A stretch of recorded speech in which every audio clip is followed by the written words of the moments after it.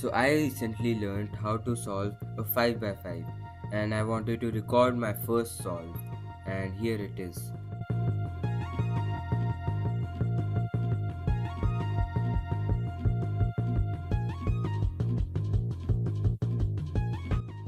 And here guys, I was almost done with the cube. I had only the 3 by 3 stage left and this happened.